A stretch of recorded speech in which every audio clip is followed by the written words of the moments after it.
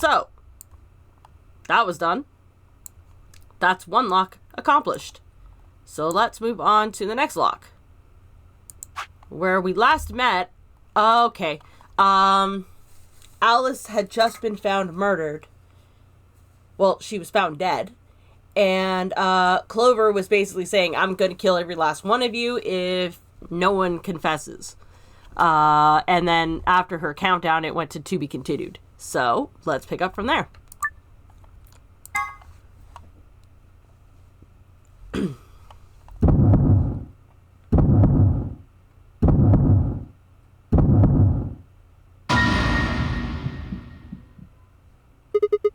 Alice! The first thing I saw when I stepped through the door was the blossom of red on her chest. It felt as if I'd walked straight into a brick wall. I stopped short, my body refusing to move. No. Why did this happen? I forced one shaking foot forward, then the next.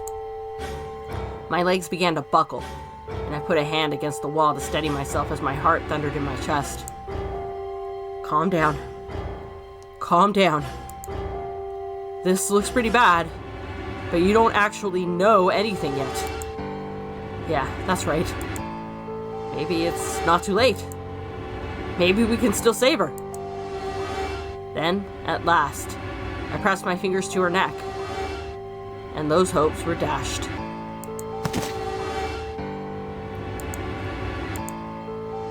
No pulse.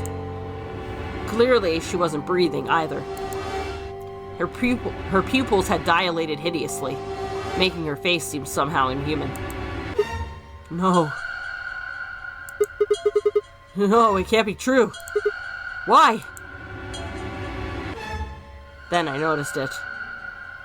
All the blood must have distracted me, but now I saw that there was a scalpel buried in her chest. Okay. Judging by the position of its handle, she'd been stabbed through the heart. I felt a sympathetic twinge of pain in my own chest, and my stomach lurched. Bile and hopelessness rose up in my throat. I stood hands balled tightly into white-knuckled fists and took a deep breath. Also, did you notice that there's blood on her arms as well? That tells me she did it herself. She died by suicide, and which means she probably had Radical 6.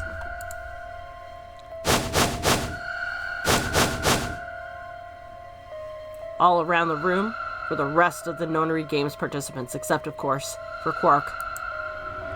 I wanted to ask which one of them had killed her. Even if it had been one of them, though, there was no way they'd answer. All I could do was stare at each one of them in turn, asking myself, is this person a murderer? The looks they traded with one another suggested that I wasn't the only person wondering if they were standing next to a killer.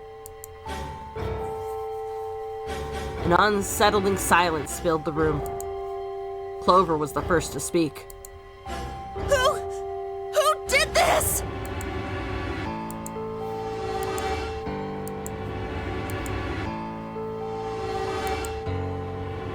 Say something! Answer me! Please, Clover, calm down. We don't even know if she was killed. Then what happened? An accident? You think a scalpel just dropped from the ceiling and stabbed her? Cool it, kid. You did it, didn't you? Are you nuts? Then who did it? Clover, even if we assume that she was murdered, that doesn't necessarily mean the killer was one of us, does it? Wait a minute. You went into the AB room with Alice during the last round, didn't you? Something happened in there, didn't it? No, nothing happened. Don't lie to me! There's no way Alice would just run off like that! She wouldn't leave me! If she was going to leave, she'd tell me! She... Hey, Clover. Don't you think just assuming Alice was murdered is jumping the gun a little bit? How can you look at her and say that? I mean, it certainly does look like she was murdered. Scalpels don't just stab people all by themselves! Oh, I see. I get it now. You're all in on it, aren't you? Okay, so she's starting to think that we pulled an Orient Express. It wasn't just one killer. It was 6! No wonder you're so anxious to say this wasn't a murder! Clover, please, just settle down. Fine. Show me some proof then. Prove to me in 10 seconds that you didn't murder my friend, or I'm going to kill every last one of you bastards! You're all going to die just like she did! Hey, hold on a minute. 9, 8, 7, Clover! 6, 5, 4, Clover!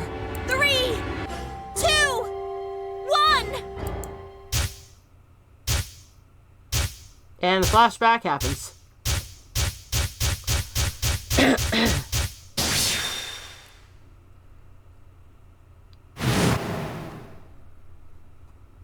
Oh.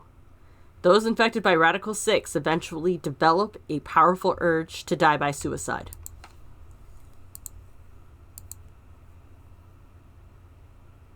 Suddenly, Clover moved.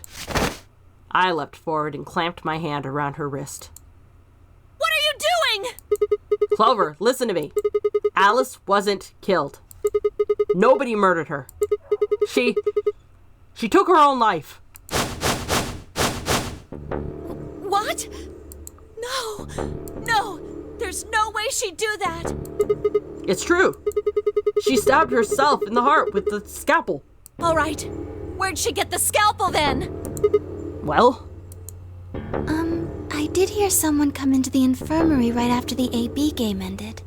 Was that before I showed up? Yes. I got up to see who it was, but they were already gone. It could have been Alice. so she could have taken the scalpel then. Yes, I think so. You're lying. This is all a lie. It has to be. It's not. It's the truth. Then why did she do it? Why would Alice kill herself? She probably didn't have a reason. What? She's been infected with Radical 6. That's what killed her. But you just said she killed herself. Just tell me the truth. I am! Then prove it. Your 10 seconds ran out a long time ago. So if you don't have any proof... I do! I have proof. There was a journal in the lab, wasn't there, Kay? Show it to me. Journal? It would have been in the safe. Ah, well, Alice would have it then. Vi, can you... I don't feel right touching a dead woman's body. Could you take a look? Sure. Her hand barely shook as she quickly searched through Alice's clothing. It was only seconds before she stopped. Slowly and carefully, she drew something out. There it was. The journal. Vi turned to hand it to me, but I shook my head. You read it. It's in Latin. I can't make heads or tails of it. She cocked an eyebrow at me and flipped the small book open. When she looked back up at me, it was with both suspicion and surprise. Yeah, it is Latin. But translating this is impossible. It's full of words I've never heard before. I can barely understand any of this. Page 216. Huh? Turn to page 216. You should be able to read that one. Vi's frown deepened, but she did as I'd suggested. I watched her eyes quickly scan the page before looking up at me with renewed suspicion. Yeah, I can read this page. How did you know? Sigma doesn't have an answer. No, wait. How did you even know there was a journal in the lab? I just knew. You just knew. Look, I just read it, okay? Clover wants to hear what it has to say. Right? Yeah. Right. Give me a moment to look it over. After a few moments of whispering to herself in Latin, Vi began to translate, paraphrasing the contents of the journal. Radical 6 reduces the processing speed of the brain by a factor of the root of 1/6. One of the symptoms of Radical 6 infection is an overwhelming urge to die by suicide. Research has shown that it would probably respond to the right sort of antiviral medication, but no one has been able to develop one yet.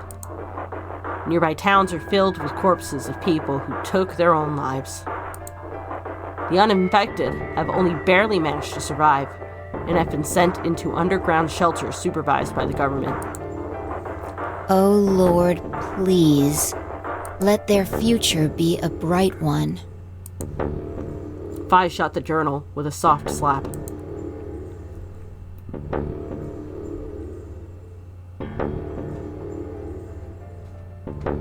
A sickly silence drifted through the room. The newspaper article, the recording, the conversation with Tenmyoji, and now this journal. There was no more hiding from the truth. The pandemic had already happened.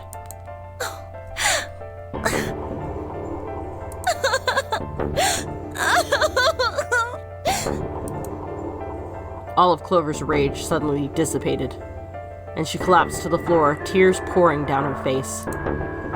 None of us had the heart to say anything, and for several long moments, the only sound in the room was Clover's sobs.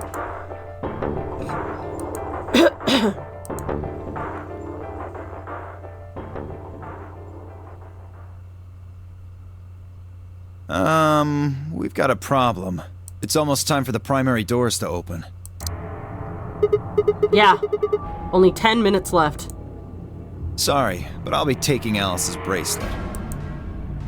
Vi and I won't be able to open the secondary door without it. So she was a magenta pear, just like me. Just now noticed that, did ya? As he spoke, Dio grabbed the bracelet off the floor and dropped it into his pocket. What color is your bracelet, Luna? I'm a cyan pear. You are part of Clover's pair, then. That means the two of you will need to come with me. I guess so. Come on now, Clover. We need to go. Alice would want you to survive, wouldn't she? You'll never be able to figure out why all this happened if you stay here. Please. You're right. Alice, I promise I'll find out what happened to you. I'll figure out who Zero really is. I mean, if you'd never been locked up in here, you never would have... This never would have happened. So it's like Zero killed you. I promise. I'll avenge you. Clover stood up and rubbed her hands roughly over her eyes, smearing tears across her face. Then, with a determined frown, she strode out of the room. All right, we're out of time. Move, people. You guys head on down to the Floor B warehouse. We'll catch up with you later. Oh, right. Quark's got the yellow bracelet, which makes him your partner, right? Yeah, can't exactly leave him behind. Without him, we'd end up stuck in the AV room. Uh-huh. Okay, let's go. We'll see the rest of you once we've picked up Quark. Very well. Until we meet again.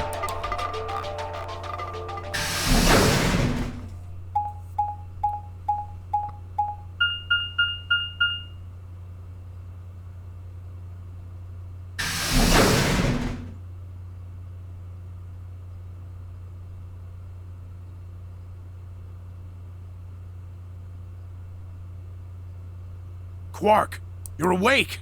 Yeah, I just woke up. Hey, where's everybody else? Oh god. Quark. Tenmyoji's entire body shook with emotion as he drew closer to him. He cautiously laid a trembling hand on the boy's shoulder, almost as if he were afraid Quark would disappear in a puff of smoke the moment he was touched.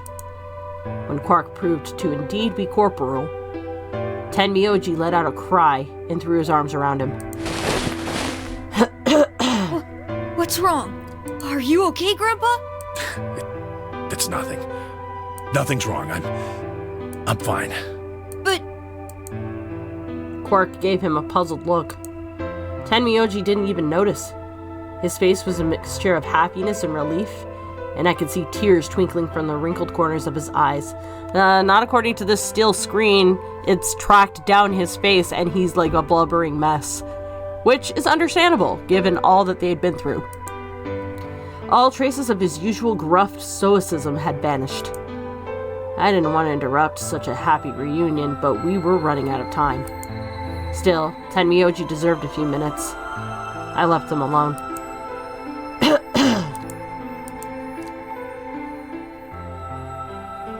At last, Tenmyoji seemed to recover, and shifted from an embrace to a protective arm around the shoulder. So, how are you feeling? Feeling? Well, okay, I guess. Was I sick or something? No. You're not sick. If you feel fine, then you're fine. Huh? I'm sorry. I should never have gotten you involved in all this. What are you apologizing for? Sorry. You're doing it again. Are you sure you're okay? So, where's everybody else? Mr. Sigma's here, but he's just been standing there looking kinda silly. I gave him a nervous smile and explained about the white doors. I got the feeling Tenmyoji didn't want Quark to know about Radical 6, so I avoided any mention of it. Alice's death was something I also left for later. Okay, that makes sense. That means I'm on a team with you guys, right? Right. So, these white doors, when are they gonna open? Well, we've got about 4 minutes until the primary doors open. Oh, that's not good.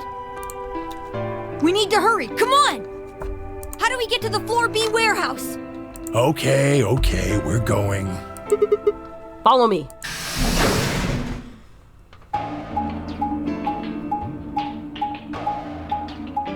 To the elevator.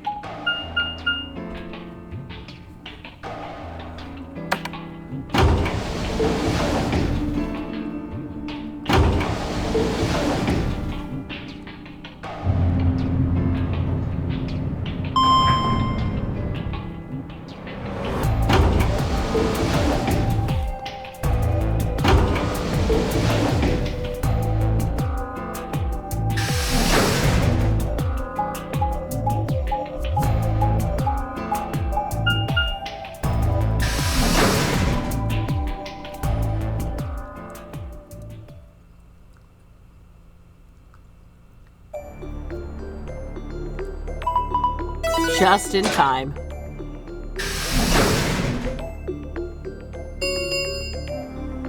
Chromatic doors have opened. 5 minutes remain until chromatic doors close.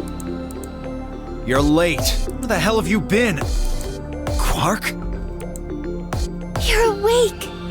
And fully recovered, apparently. I am also relieved to see you well again. Me too. Wait a minute. What are you talking about? I looked out at the others from behind Quark and held a warning finger up to my lips. There were a few momentarily raised eyebrows and some nervous coughing as everyone suddenly fell silent. From Quark's perspective, it must have seemed especially odd. Anyway, there isn't any time left. We need to hurry. But there are 3 doors. Which team goes in which door? All of the doors are identical for this round. I believe it doesn't matter which team uses which door. Then we're taking the one in the middle. Why that one? You want a kill shot, you aim for the center. You're more likely to just miss the extremities. That logic is flawed and more than slightly disturbing. Yep. Unfortunately, I don't really have a counter-argument, so center door it is. I suppose we could go with the one on the left. Is that okay? I mean, we could go with the other one if you want. Kay and Clover only nodded. Well, there's only one left. The door on the right. Any objections? All right, let's move. 30 seconds remain until chromatic doors close. Hurry it up, Vi. This thing's gonna close. I know.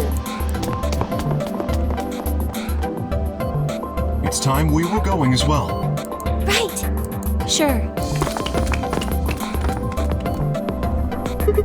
Come on, guys. There's no time to waste. Right behind you. Let's go!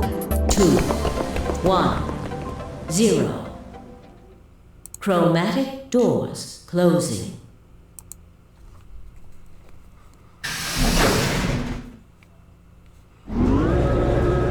Okay, so which room are we going to now?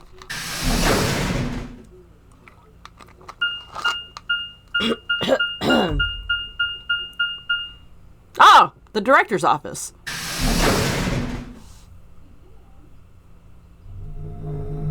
Oh. Very different from what I encountered before. What's this place? Probably the office of whoever it is that's running this place. It said director's office on the door. So this might be Zero Senior's office. Maybe. Or maybe not. Well, which is it? Why the hell would I know? We should look around. If this really is Zero Senior's room, there might be some clues. Yeah, you got a point. Let's get started then.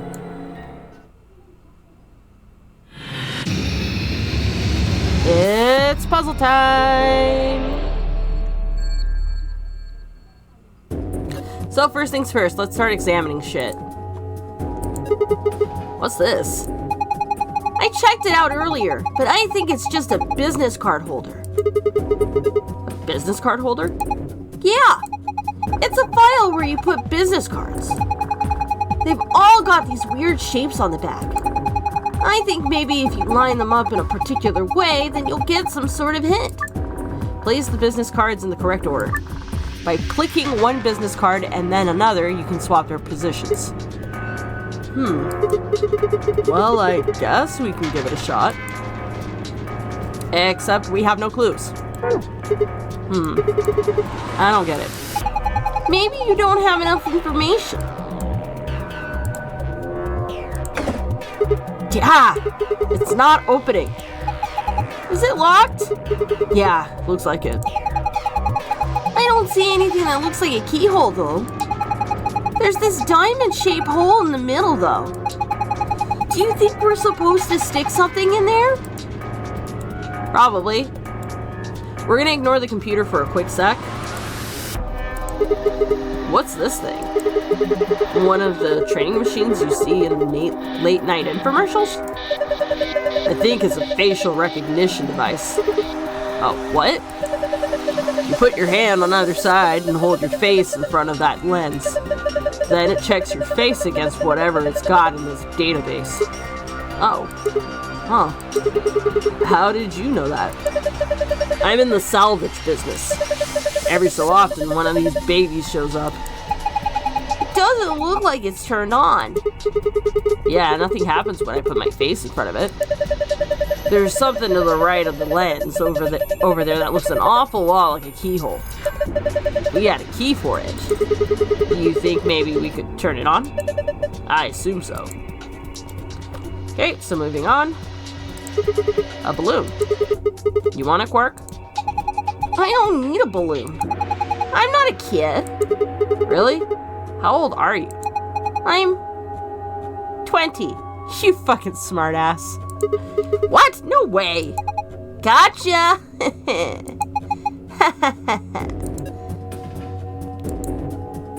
Moving on. Ha! Now this is brandy. Fier Perrin's 200 Old Reserve. You can tell that just by looking at it? I can smell it. That's some nose you've got there. Here, just let me have a taste. I don't think so. How can you be so cruel?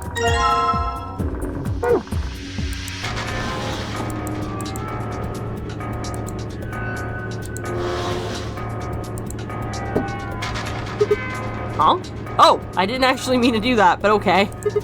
Well, putting the expensive brandy on the coaster didn't seem to do anything. The laser beam just went right through it.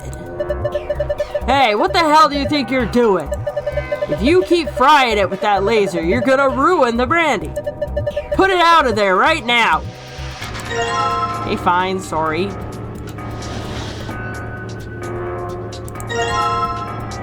Huh. Wonder what happens if I put the globe there. Looks like a green coaster. Staying on there makes it look like something was sitting there earlier. The left section has a laser shining across it. Okay, I guess not. A slingshot. And a short spear. Suit of armor. Well, it's not really a full suit of armor now, is it? I mean, it's missing the helmet. So, what would we call it? Not sure. Okay, well, I'm just gonna go ahead and call it a suit of armor, okay? Suit yourself. Anyway, it's got some red paint on the neck and shoulder area. Are you sure it's paint? Could be blood. Hey! Don't say stuff like that. Being in a room with a headless suit of armor is creepy enough. What's this? Is it one of those vacuuming robots you see on TV? You got me. Looks like a machine of some sort. Well, is it turned on? I don't think so. Let's see if... Nope, no luck. Huh. Nothing. Might as well give up. Yeah. Let's go look at something else. We can always come back to it later. Right?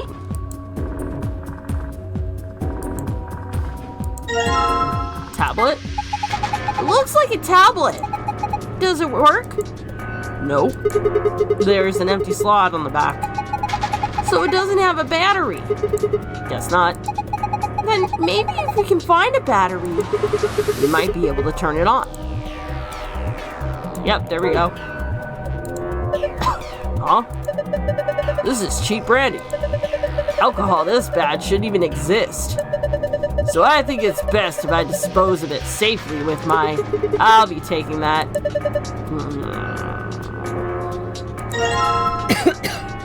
I mean, I don't blame him. Being stuck in a situation like this would drive anybody to drink. Historical Adventure Saga. Historical Adventure Saga. There are 3 volumes. This looks like a collection of literary analysis. Do you think it has any hints to help us get out of here? If it does, we're screwed. I think we'd starve to death before we got through all 4 of those tomes. I think these are philosophy books. The stuff in here is pretty sophisticated. I'm amazed you could get that far. I flipped the first one open and my brain just kind of said, screw this, I'm out.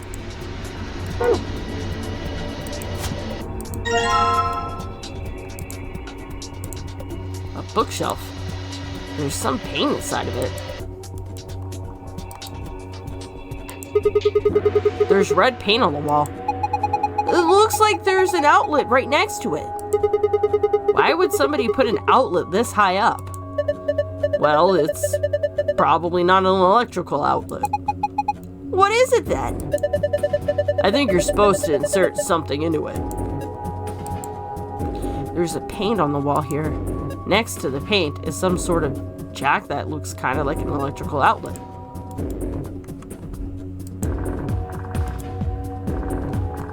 I was actually trying to open the cupboard, but I guess I can't. Man, this safe is really big. There's gotta be like $100 billion in there. You're such a kid. Maybe they're just hiding something they really don't want people to see. It's like some videos. I'm not sure I like the way you said that.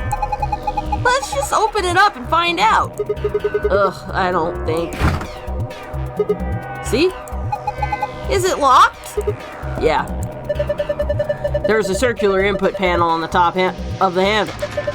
Looks like the one on the pressure exchange chamber's door. So if we just do the same thing we did then. When you click the yellow guide ring, other rings will appear at other points that you can draw lines to. Click one of these other rings to draw a line connecting the two. Repeat this process until you've connected all three pairs. Remember, however, that the lines should not overlap or cross one another. Alright, let's do it. Okay.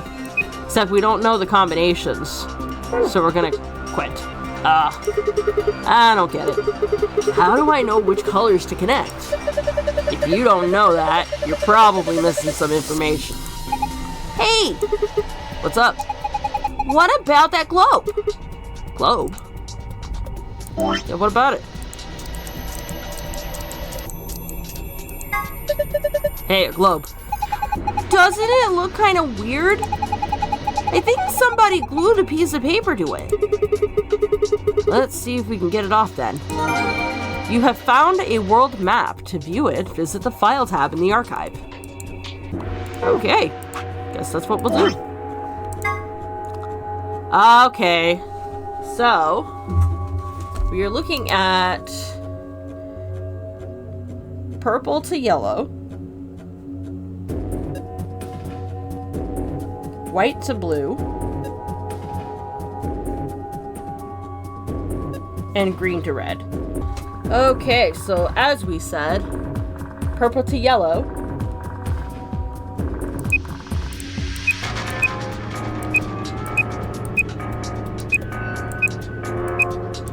probably already fucked this up, but that's fine. White to blue. Yeah, I did. Fuck.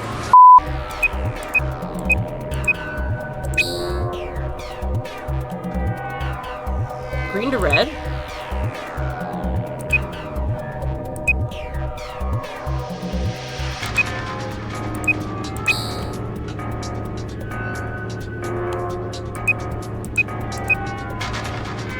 Fuck.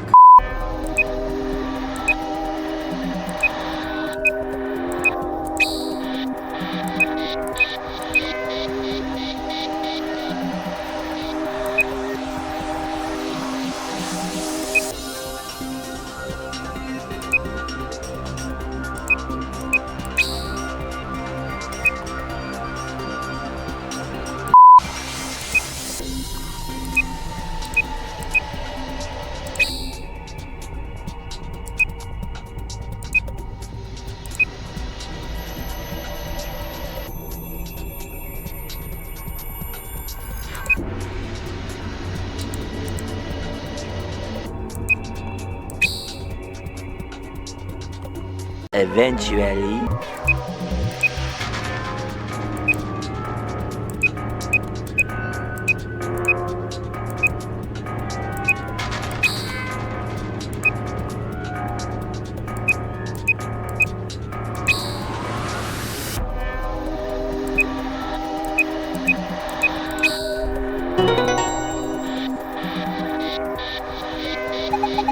Good job! Don't good job me. I actually had to look that one up. You did it! Nice work. Very impressive. Let's have a look inside. $100 billion. Videos. Yeah. Oh.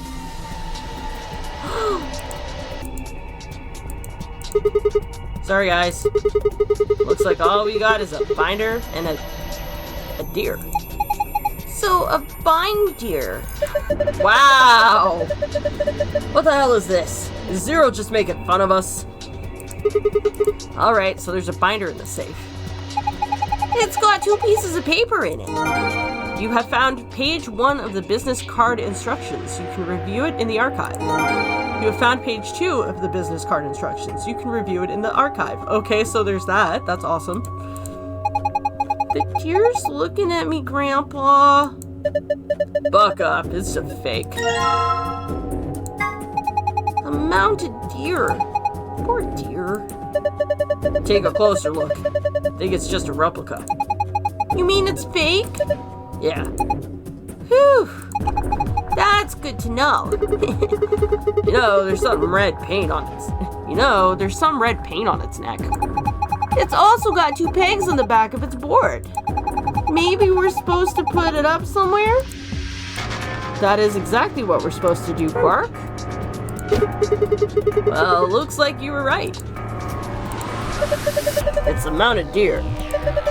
Paint on the deer and the wall behind it looks like it fits together. Hard to tell what it is from here, though.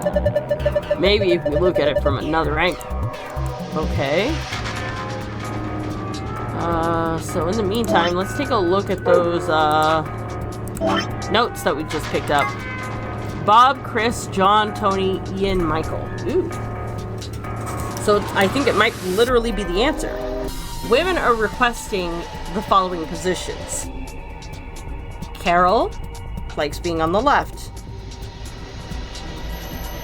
Anne prefers to be near Bob. Ellen would like to be above Anne. Sophie likes to be on the very right. And Kate likes to be next to Michael. Okay. So let's go back to the business cards and see if we can figure it out.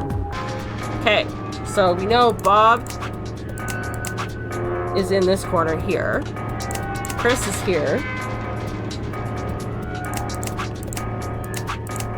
John is here. Ian is here. Michael is here. And Tony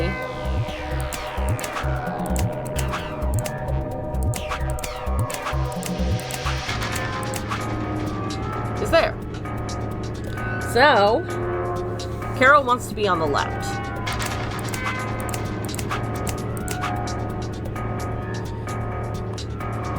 Anne wants to be near Bob, which she is already, that's fine. Ellen wants to be above Anne.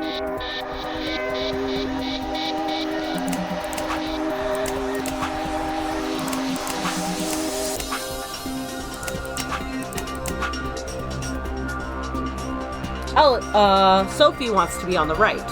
She's already on the right. And Kate wants to be near Michael, next to Michael.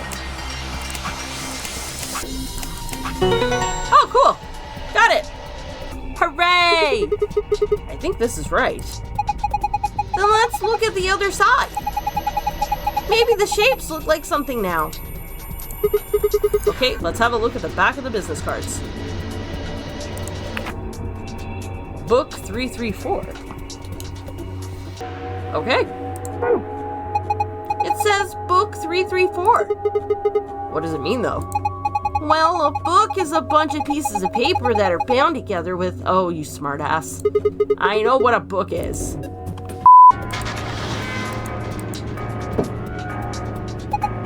Look! The laser beam bent all around inside the bottle. Yeah, it made a parallelogram. Laser beam is making a parallelogram on the brandy bottle. Okay. There's a balloon in the middle of the room.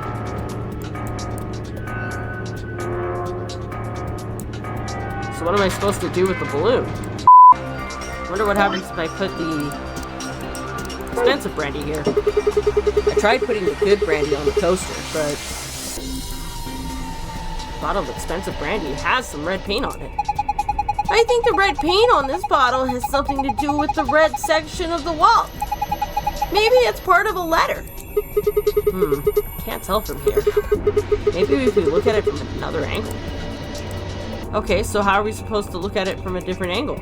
Wait a minute, hold on. So that's an E. So the deer is an E. And I guess the bottle is a U? Screen. There's a screen built into the credenza. There's something on it. Starting up. Please wait. What is it starting? Beats me. Well, my money says that it just means it won't do squat if you mess with it right now. How about you go have a look at something else?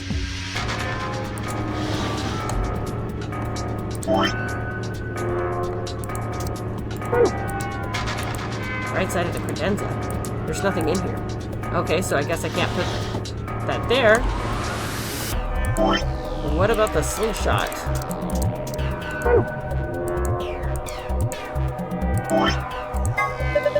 Slingshot. Not the most impressive weapon, but it's simple as hell and it won't jam like a gun.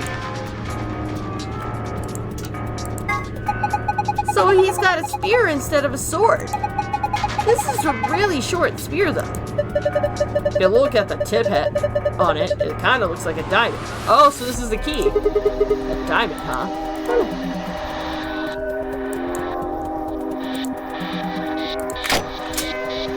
Nice. Ha, it opened. There's something in here. Is it a key? It's a pretty small key. The tip's circular. Have you seen anything this key might fit into? We might have, actually. Nice. Whoa. The light on the top turned on. Looks like you managed to turn it on. Alright, it's on. Now what? Well, why don't we give it a face to look at? One of ours? Yeah. Damn. None of our faces work. Face not recognized. Gender mismatch. So it's supposed to be a girl. What does it mean by gender mismatch? Maybe it's saying that it needs a girl. But there's only 3 of us, and none of us are women. Well, maybe if we dress Quark up like a girl. No! No way! Why don't you dress up then? No. Just thinking about that is making me want to puke. Besides, do you see a wig or makeup or anything around here? How would any of us dress up like a woman anyway? Dude, you totally want to do it. No, I don't.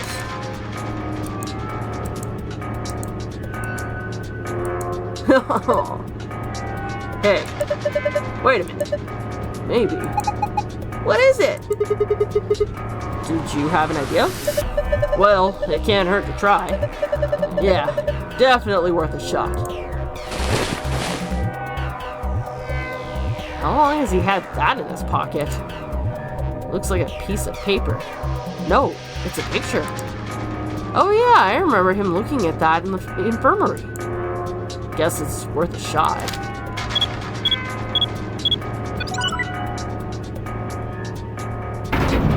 Oh! Oh, and there's a key card behind the door. Whoa! Oh my gosh! It's like we're in the villain's secret lair! Huh. Didn't think that would happen. Guess the recognition worked. Yeah. So, who's this girl? Hey! Stop! Oh my god, that's Akane! Tenmyoji knows Akane? She's just a girl. Is she your granddaughter? No. Well, who is she then? Ugh. Damn it. Fine, you've already seen her after all. Her name is Akane Kurashiki. I've been looking for her for a long time. Why? Because she's his first love. Aww. No! You've got it wrong. But you carry that picture everywhere. I don't think I've ever seen you leave it somewhere. And when you don't think anybody's watching, you talk to it. I've seen you do it. Ugh. Huh. Didn't mark you for a hopeless romantic, Tenmyoji. Look, it's not about love, and I'm not a goddamn romantic. Okay. You don't want to talk about her, I get it. Hey. It's interesting, but we have a helmet. Look. Oh, hey, there's the helmet for the suit of armor. The armor's helmet. There's red paint on it. Ooh.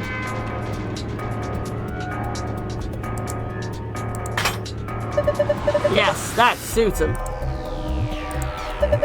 The paints on the helmet and the armor line up. But I can't really tell what it is from this angle. Looks kind of warped.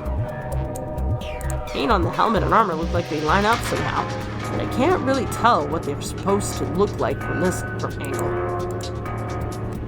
Is this supposed to be an L? There's a lever next to the chair. Why don't you pull it? What's gonna happen? Come on, is it really that hard to figure out? You think it's gonna go back into the wall?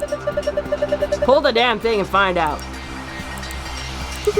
Alright, jeez. Guess I should start by sitting in the chair. Oh, bullseye! Then I pull the lever. Here I go.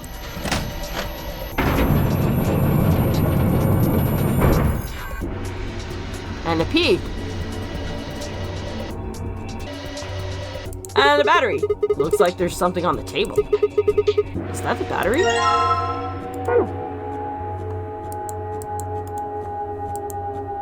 There's a P painted on the wall in the red paint.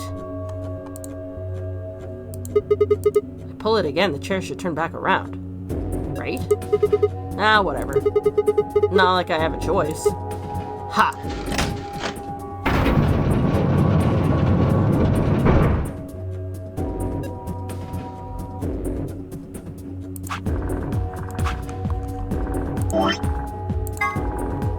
Fine with the tablet. Looks like you got the tablet to turn on. Look! Something showed up on the screen. Enter a 4-digit password, then press the enter key on the right. So, E. Doubt it. Ugh. I don't get it.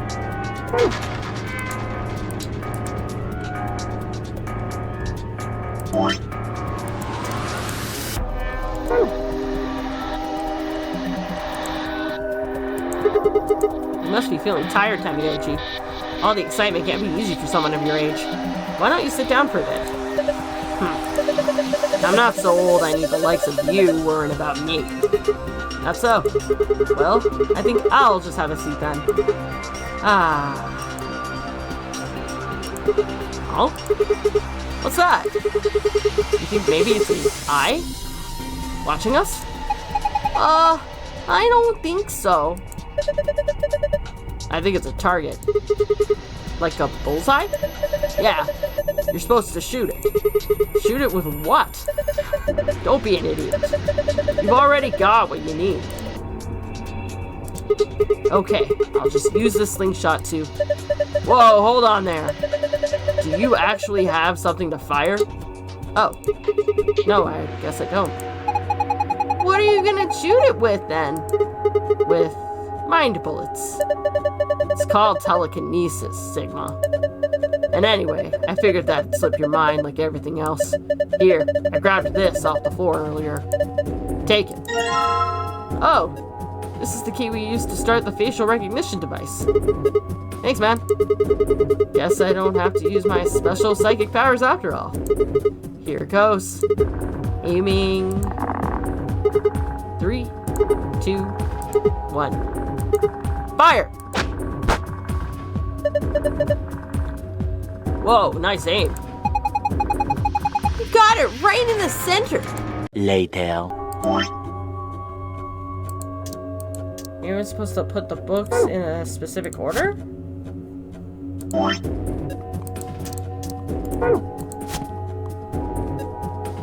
Oh, 3, 3, 4, derp.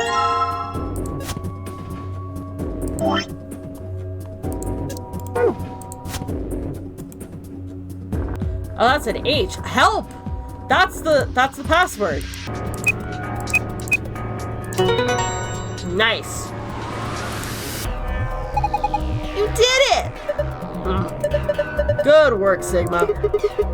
Take a look at the screen. Oh, it's green. That means I need to find a blue. What's this? Looks like the password for the safe. Awesome! Now we can open it. You found a safe password. To view it, navigate to the Pass tab in the archive. Now, I wonder if we... Oh, yeah, there you go. Huh? It changed. That looks like a puzzle. It is. It's a silhouette puzzle called the Tangram. Move and rotate the triangles and squares to get the shape you need. Press the rotate or move button will allow you to switch between move and rotate mode. You can rotate a piece by dragging it while in rotation mode. Dragging while in movement mode will move the piece in question. Once you've made the shape you want, press the check button. I have no idea what that is. Let's give it a shot.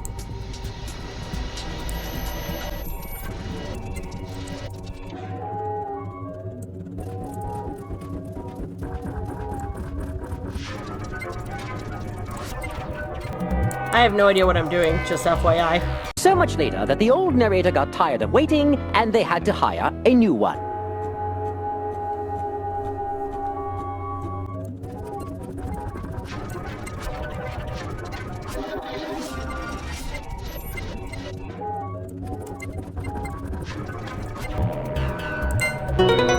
Nice!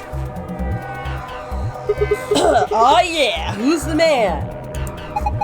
That was amazing! How'd you do it? That puzzle was really hard. Yeah, no kidding. I actually had to look that one up again. Well done, Sigma. That was pretty impressive. So, what do we get? Look! There's something on the screen. Elp?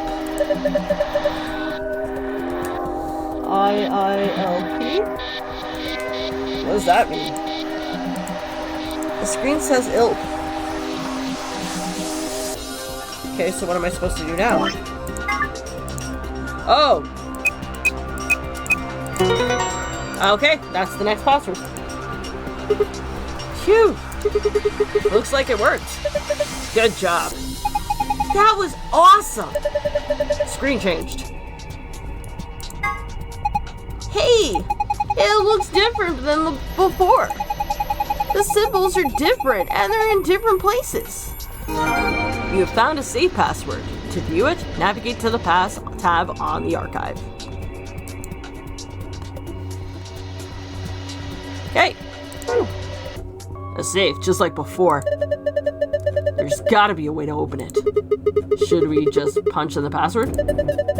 Why don't you try and find out? Okay. So, we want the blue password, so star, sun, and sun.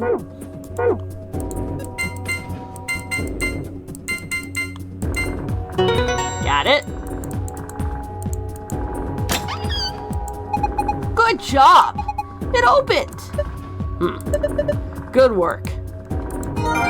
You have found a gold file. To view it, visit the secret tab in the archive.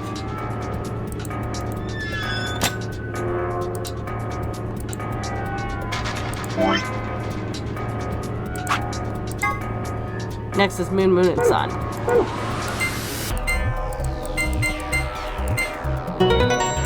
Now get us out of here. Phew! It's opened. Yeah, it looks kind of empty this time. There's only 2 things in there. First, we've got the AV room key cards. Oh, these must be the star cards they were talking about. There are 2 of them. You guys take one, and I'll take the other. Right.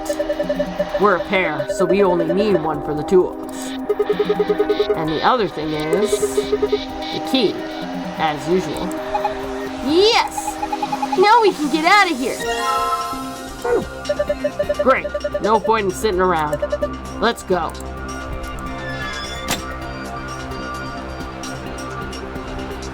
Sounds good to me. The door is locked. It says lock right now. You guys ready? Yeah! Go for it. All right. 3, 2, 1.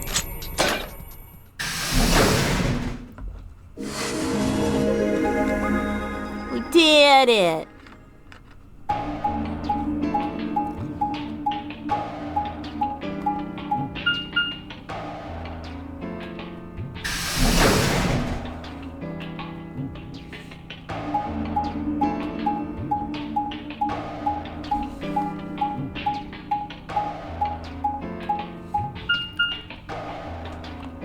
No! Damn it! What's wrong? I left something in the director's office. Oh, the picture. What was it? The picture! How I forget it. Oh yeah, we must have set it down after using the face recognition thing. Yeah, I'm going back. You two go on ahead to the warehouse. I want to come with you. Me too. Nah, that's fine. Why don't you head back to the warehouse, Sigma? The others are probably already waiting. All right. I'll see you two later then. Right. Bye, Mr. Sigma. I watched them jog off towards the blue door. And then, they were gone. Guess I should be getting back then.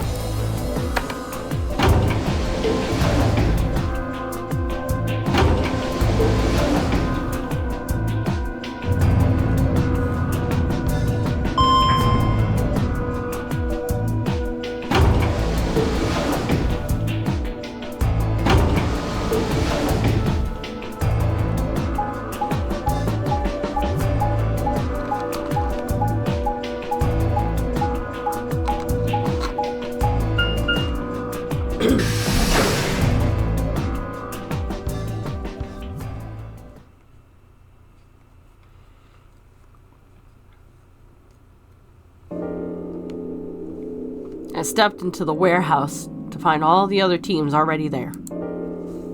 Kay and Luna, Fi and Clover, and Dio. The moment Dio spotted me, he dashed over to the rightmost AV room and slid his card through the reader. Yep, because he's a fucking asshole.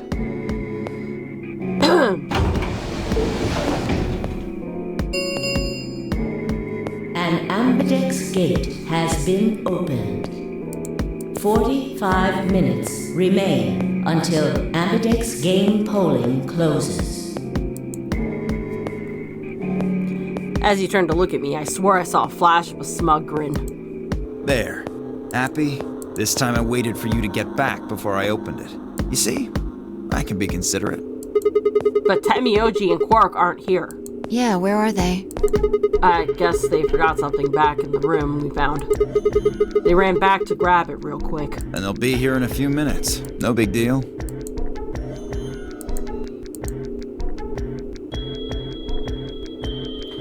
While we waited, we exchanged information about the rooms we'd investigated. Unfortunately, none of it seemed very useful. None of us had found anything, and we were no closer to unraveling any of the increasing number of mysteries we were faced with.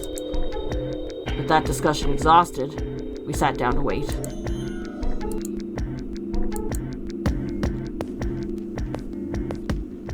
Before long, 20 minutes had passed since Dio opened the door, and Tenmyoji and Quark were nowhere to be in sight. Don't you think they're taking a little long? Yes, I'm getting worried. What if something happened to them? I'll go have a look. Then I shall accompany you. Nah, I'll be fine by myself.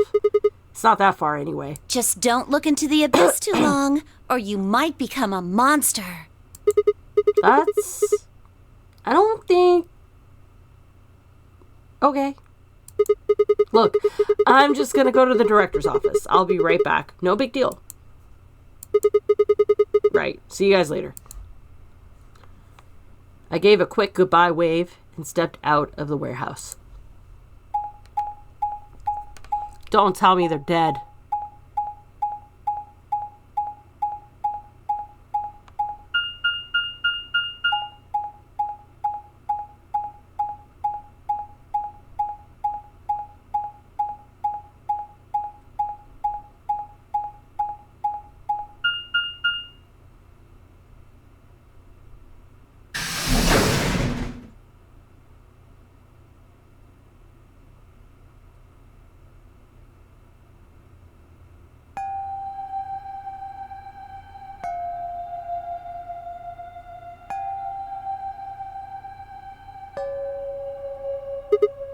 Huh?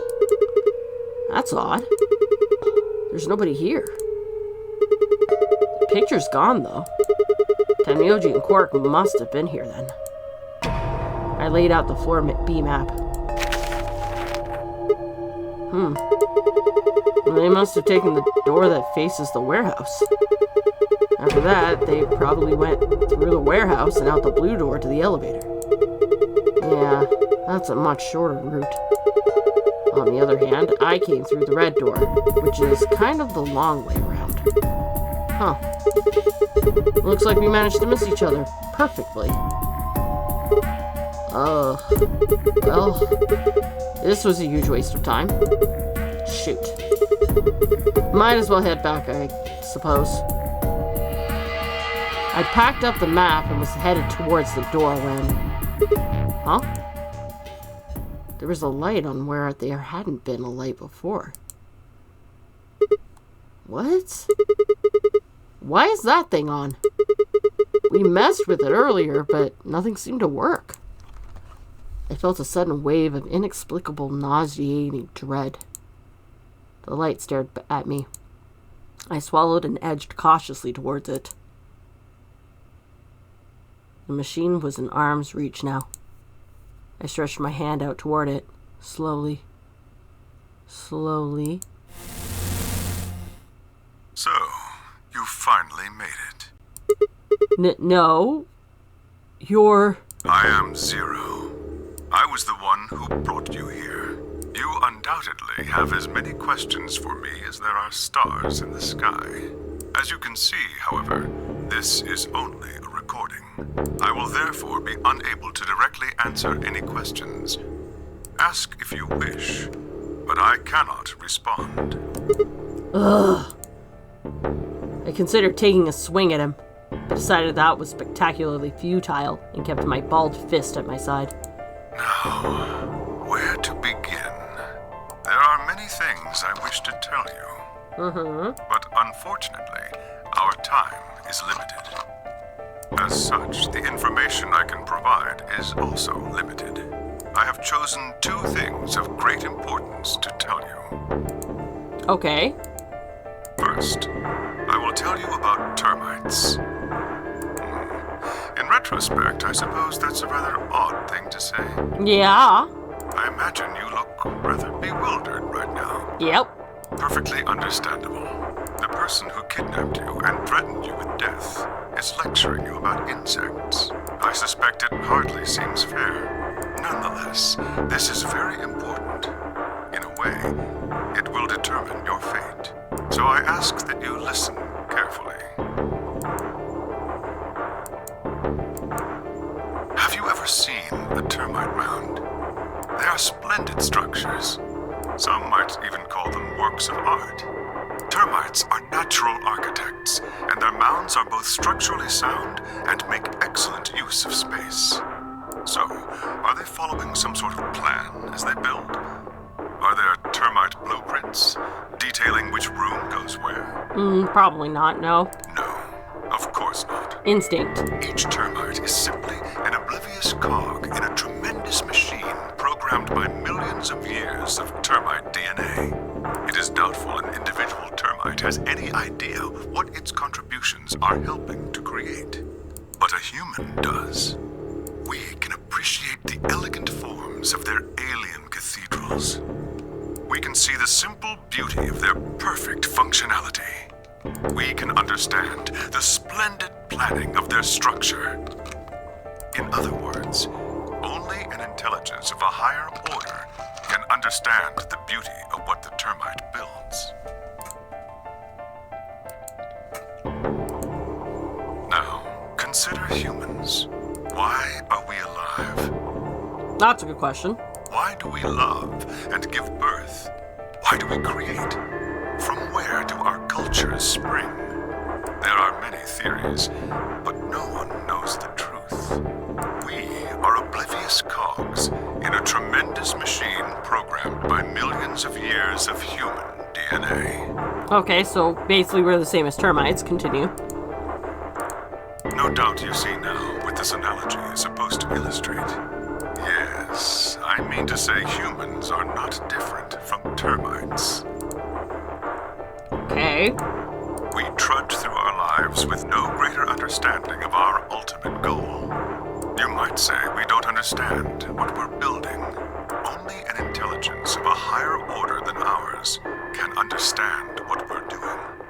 Imagine how we might look to such an intelligence. We may be building some structure so perfect and elegant, we can't even perceive it. Whatever it is, we've likely been building it on a dimension just above the ones we know since time immemorial. If we are like the termites, then what we've created is almost certainly something of tremendous beauty.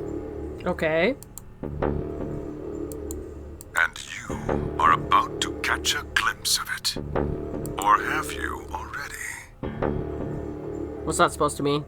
Well, that's enough on that subject, I think. Consider what I've said. Okay, so what's the other thing you wanted to talk about?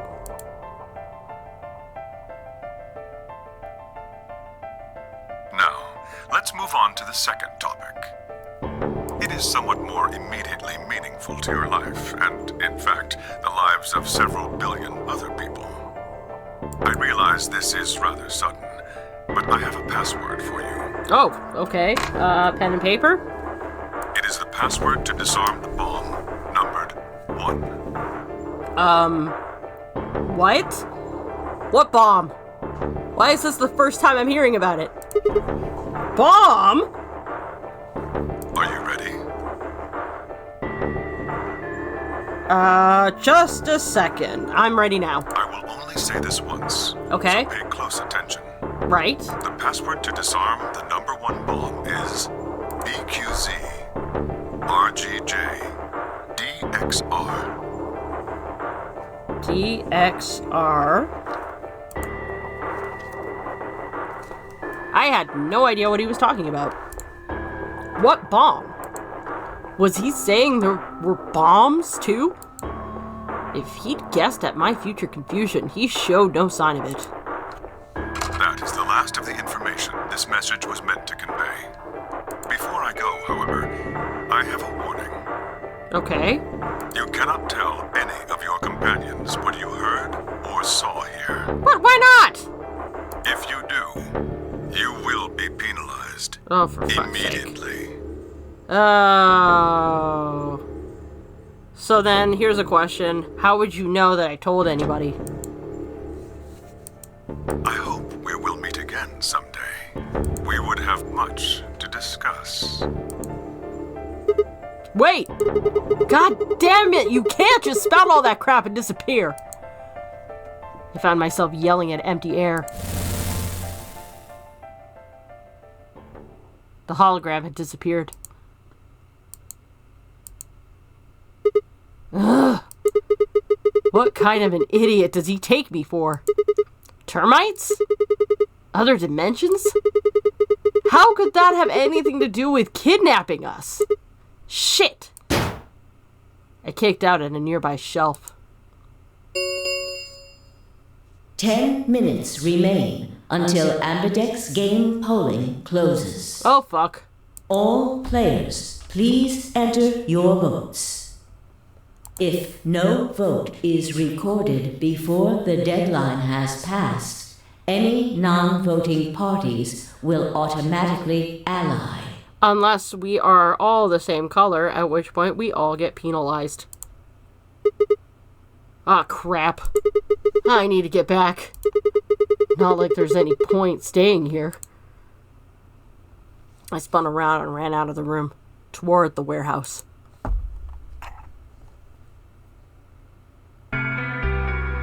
Grandpa! Look! Mr. Sigma's back! Took you long enough.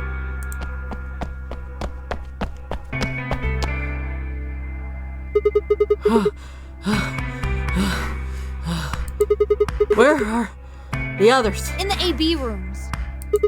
They went in already? Yep. Why didn't you two? Have you been waiting for me? Yeah! Grandpa said there was something he had to tell you before we voted, no matter what. Oh? Nothing that significant. Just wanted to tell you we're going to choose ally this round. That's it. And you had to tell me that no matter what? Seems kind of pointless. I mean, words are cheap. You can promise whatever you want. True, but we've got something to back it up. Just hear me out. Okay. Go ahead. Quark and I both have 8 BP. We're already on the home stretch. So what do we need to get to the magic number? Well, we need you to choose ally. If you do that, it doesn't really matter to us what we pick. That's fair. You'd get 9 whether you got 2 or 3 points. Exactly. That being the case, we don't have any reason to betray you. And if we both choose ally, we both gain points. True, but you must have considered that I'd choose betray. That would mean you'd choose betray to protect yourselves. But that's why we're telling you we won't choose betray. Mm-hmm. Can I trust you? Of course. All right. Tell me one thing. Let's say we do this and both ally. Everybody gets 2 points. That means you and Quark will have enough to leave, which is great for you. But I'll be stuck with a measly 5. How do I know you aren't going to just open the number 9 door and leave us in a lurch? I can guarantee it. How? I can give you my word.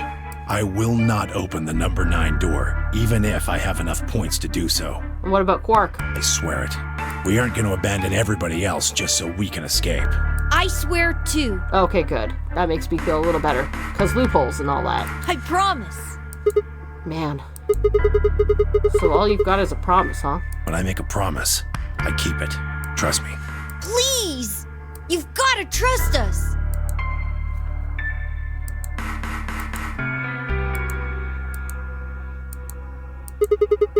Alright, fine. I'll trust you. 2 minutes remain until Ambidex game polling closes. We're counting on you, Sigma. You gotta choose ally. You promised! With that, they turned and ran into the AB room second from the right.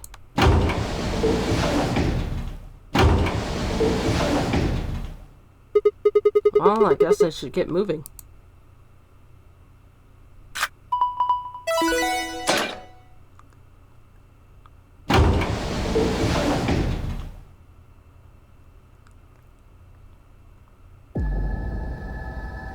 The Ambidex game will now begin. To enter your vote, please touch the Start button on your screen. Once you have entered your vote, the door will lock automatically. It will not open again until the polling period has finished.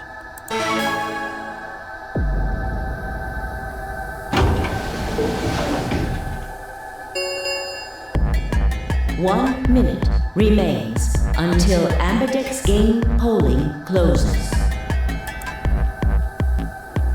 I had a decision to make. Should I trust Quark and Tenmyoji? Well, I could believe they were telling the truth and still betray them. That would bring my BP to 6. I'd be that much closer to 9. And choosing betray would guarantee that they wouldn't try and escape without the rest of us. Betrayal seemed like the safe bet, but... Please! You've gotta trust us!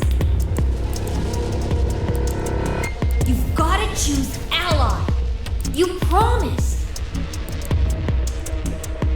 Tenmyoji I could betray easily enough, but Quark? What the hell was I going to do? 10 seconds remain until Ambidex game polling closes. 9, 8, 7, 6, 5, 4, 3, 2, 1. Don't screw me, guys.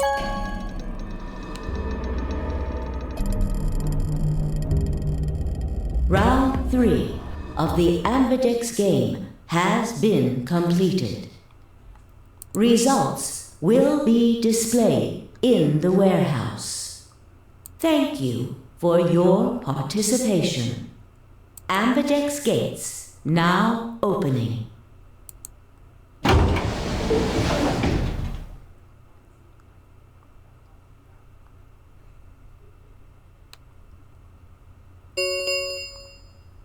Results from round 3 of the Ambidex game will now be displayed. Please direct your attention to the results screen.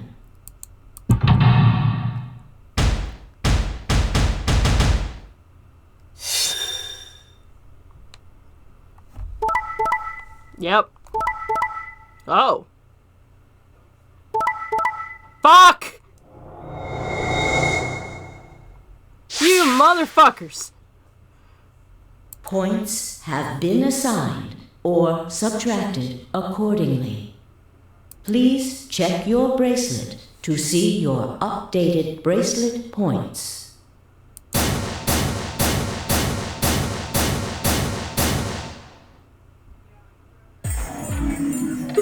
Hey!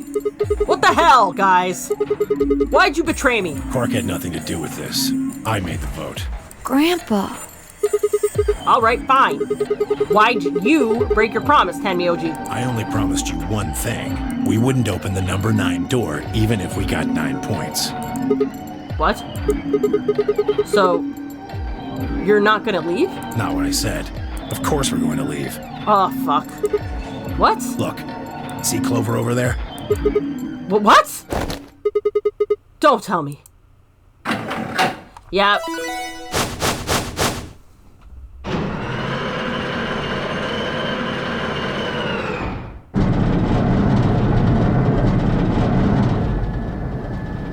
Oh no. She's... That bitch! Wait. Quark and Tenmyoji have... The words were barely out of her mouth when Tenmyoji and Quark ran past. No! God damn it!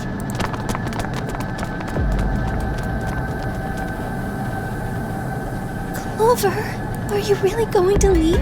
Well, yeah. Why else would I open the door? But why? I'm going to go call the others, so we can capture Zero Senior. Tenmyoji, are you and Quark going too? Yeah.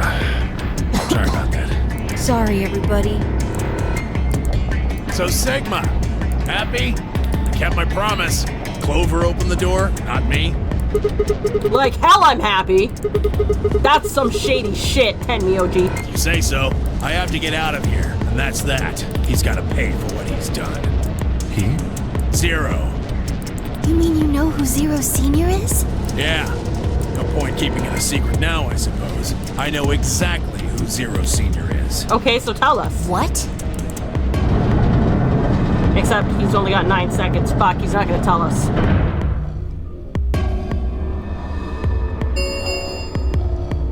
The number 9 door has been opened. It will remain open for 9 seconds.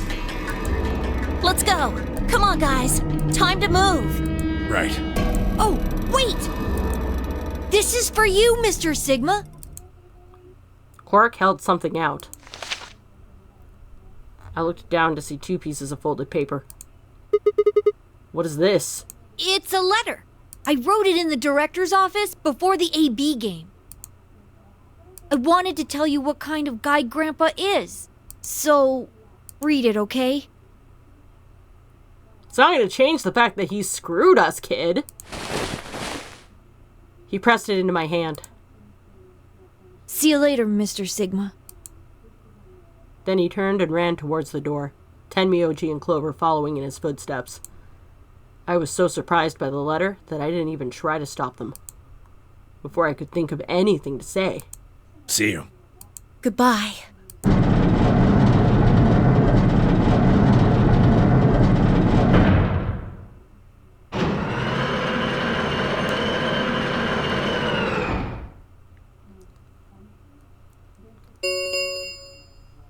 The number 9 door has closed. This ends the Nonary game. Thank you for your participation.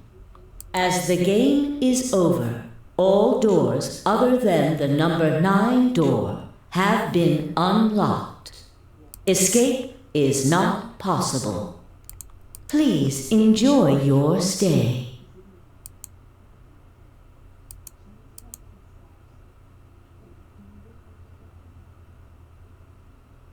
Shit! They're gone. All we can do now is hope they bring help back. Indeed. I agree.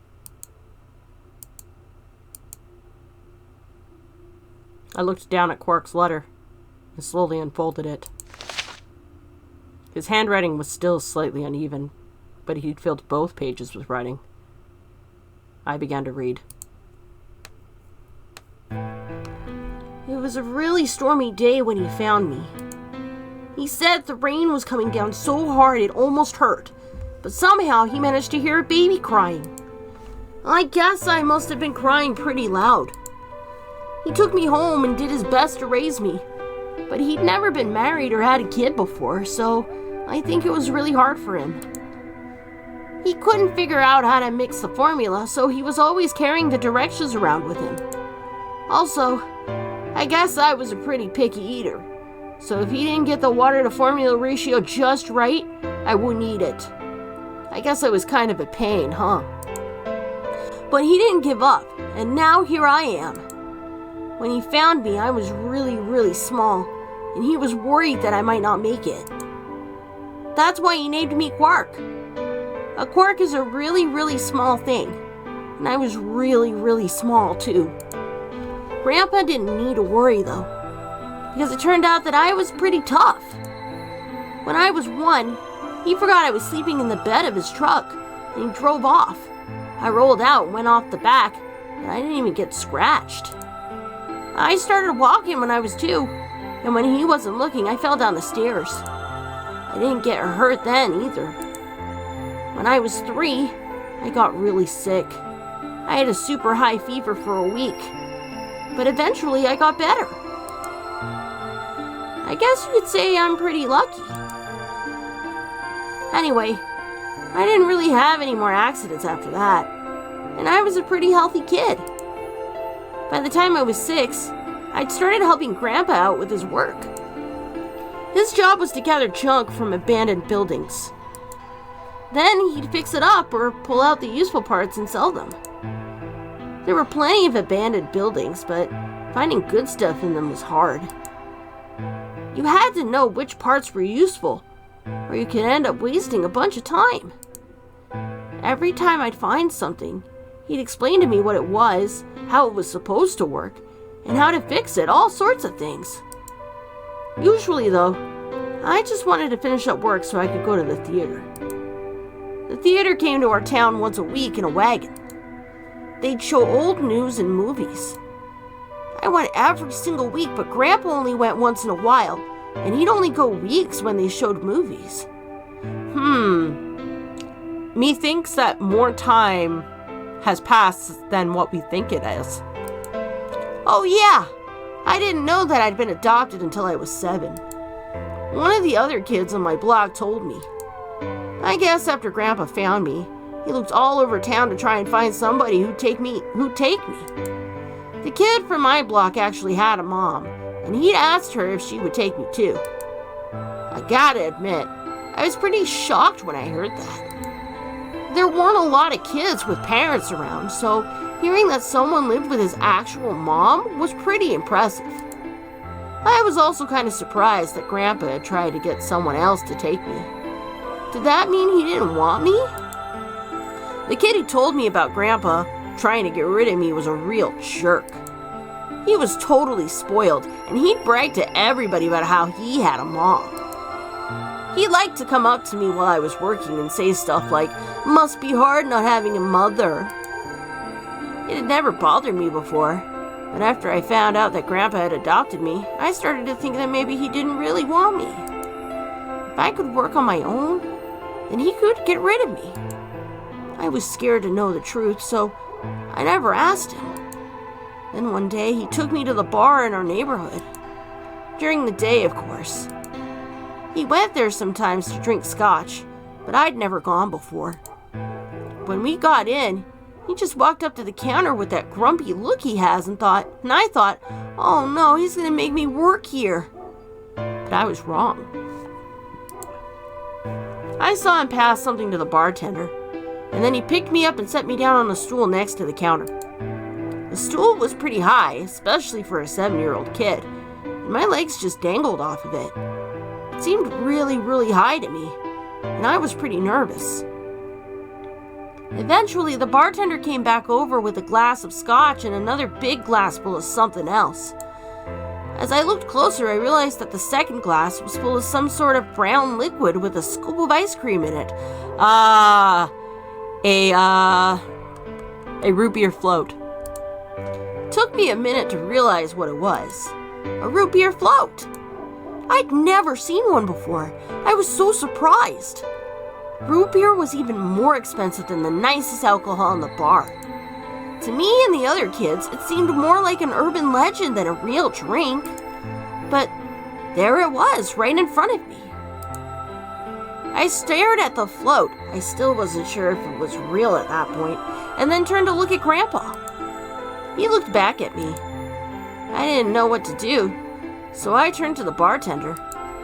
He'd already turned around and moved off, though, so I figured he must have put the glass down in front of me on purpose. It still didn't seem like it could be real, and I was just staring at it when Grandpa told me to hurry it up and drink it before the ice cream melted.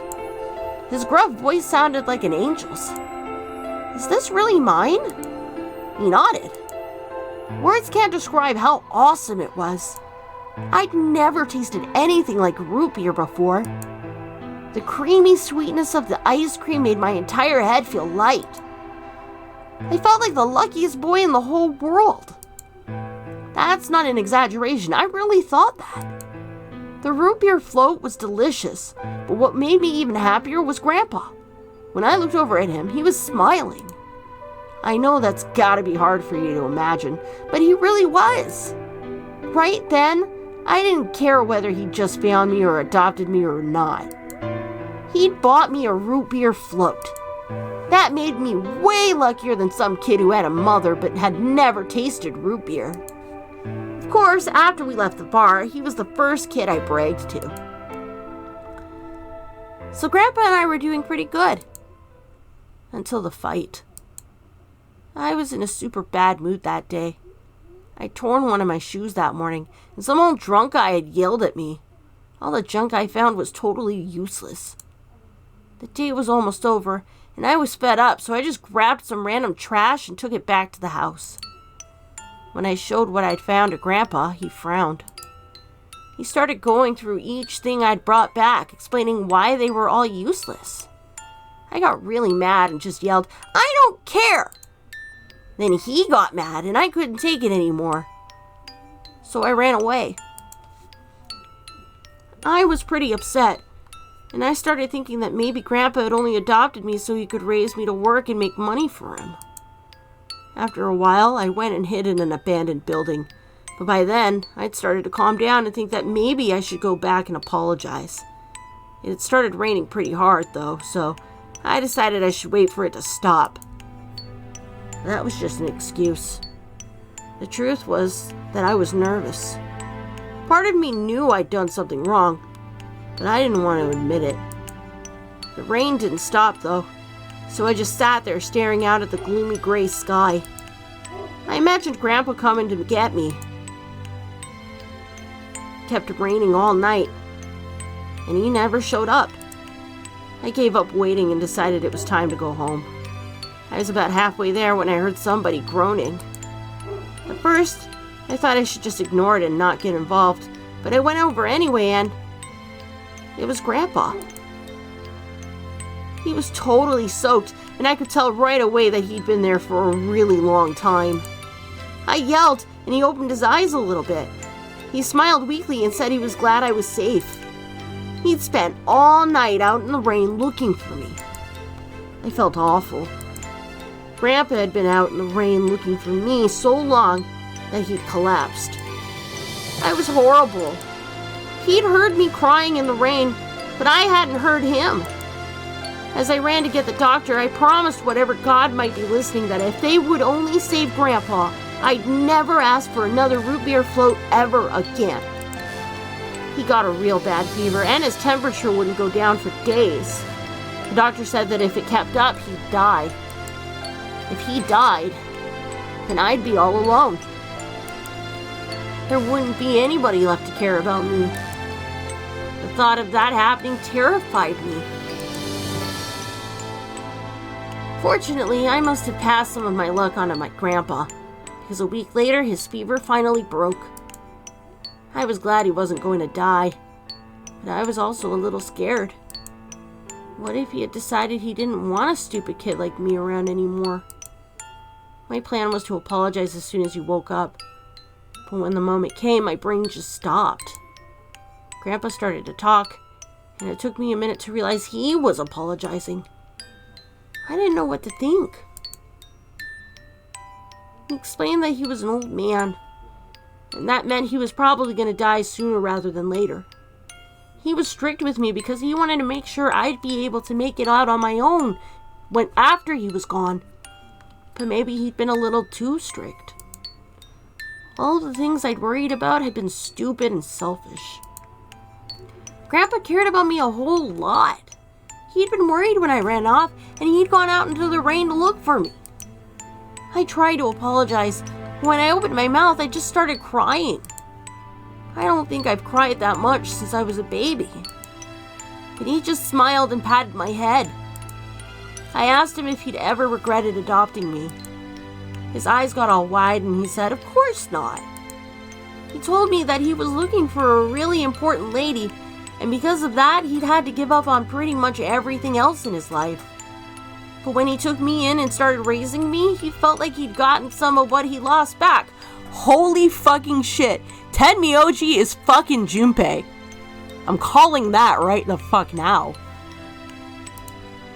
That was when I decided I'd stay with him forever. Even if he said I couldn't.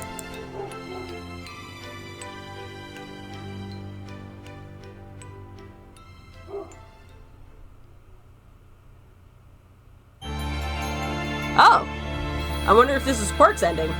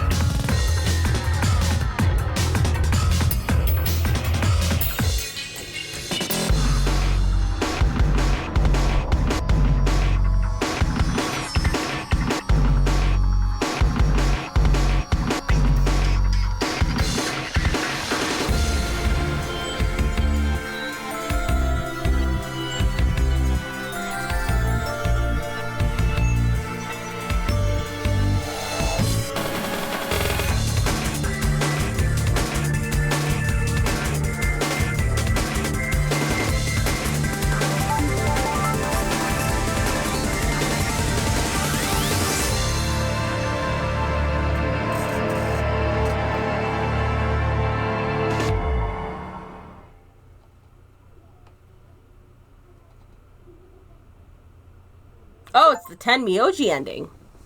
In Root Beer Veritas. Nice.